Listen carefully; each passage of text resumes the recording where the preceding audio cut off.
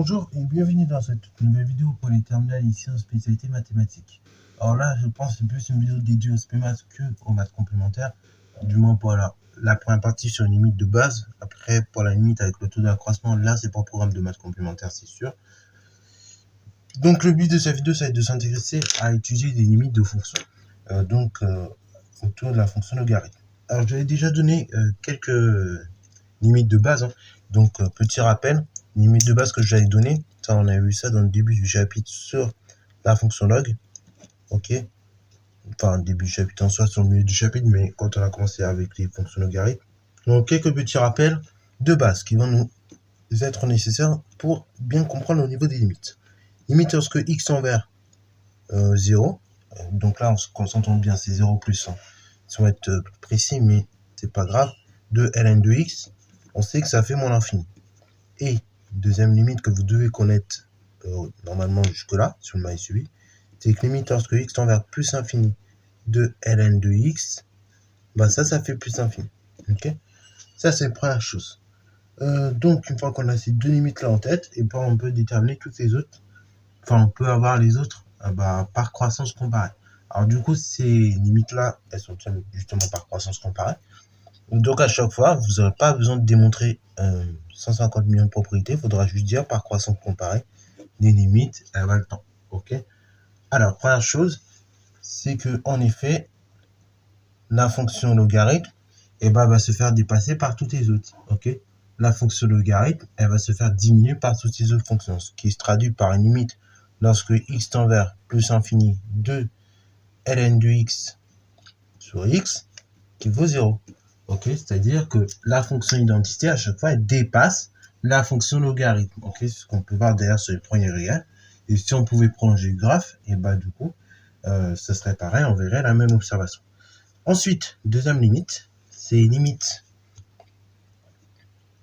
lorsque x tend vers plus infini de ln de x sur x puissance n. Là, pareil, c'est une conséquence de la première en quelque sorte.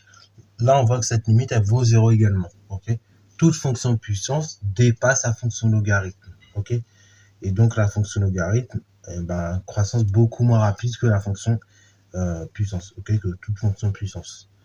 Alors là, pareil, là bien évidemment, je précise que ici n appartient à grand N. Ok, donc n c'est un entier naturel, parce que oui, vous pourrez prendre des puissances 0,3, 0,4, mais là bien évidemment, je précise ici, je veux prendre un travail dans n. Ok, pour les petits n en exposant.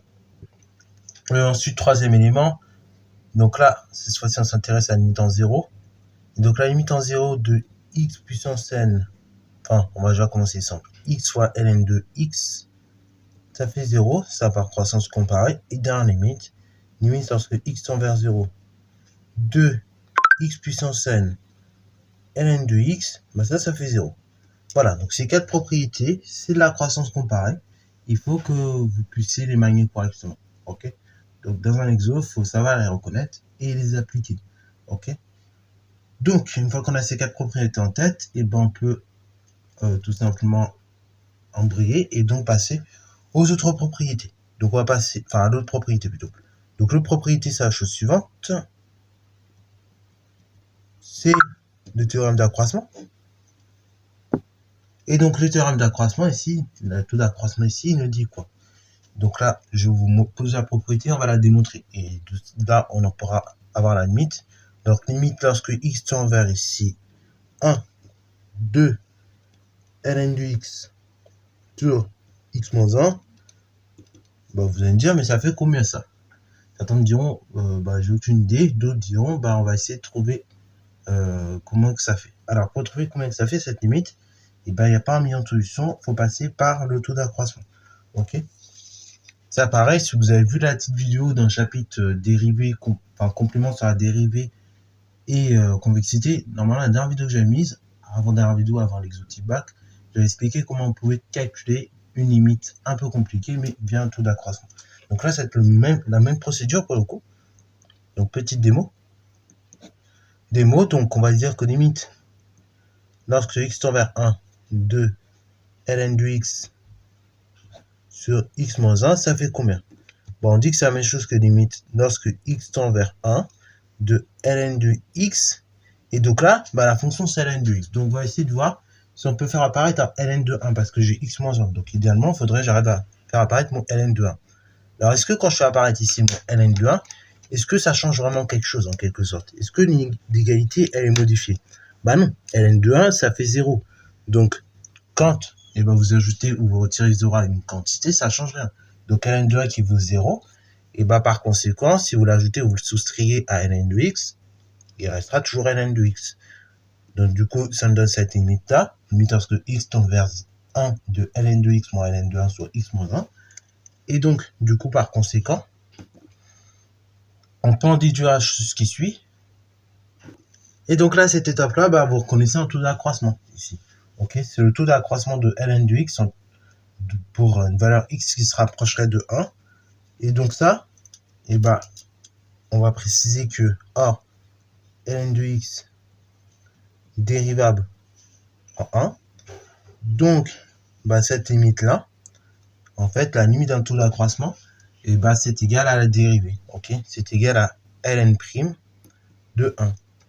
Dérivée de ln, c'est 1 sur x. Ok, donc c'est 1 sur 1, tout simplement. Et après, donc 1 sur 1, bah, ça fait 1. Et donc là, vous avez votre magnifique taux d'accroissement qui est là. Donc ça, à connaître, c'est ça va retrouver comme résultat, bah, notamment si vous voulez faire des études dans le domaine mathématique. Ok, ça c'est un résultat de base que vous devez savoir démontrer et retrouver assez facilement. Ça paraît bon, genre, là, tant que je peux encore vous en faire, je vous en ferai beaucoup des limites comme ça. Comme ça vous donnera quelques bases pour la prépa ou l'université, les sciences de maths, tout ça. Et après, bon, quand vous serez dans les études sup, là pareil, vous allez en découvrir beaucoup plus. Ok, le lycée, bon, je vais essayer de vous en faire découvrir quand même quelques-unes comme ça. Au moins que vous ne soyez pas choqué à arriver à l'université, parce qu'en soi, ça c'est une définition première, mais juste appliquée à diverses fonctions diverses et variées. Donc vous voyez. Bon, bah c'est tout pour cette vidéo, j'espère que t'as plu. Si c'est le cas, n'hésite pas à liker, commenter et balancer toi en mathématiques.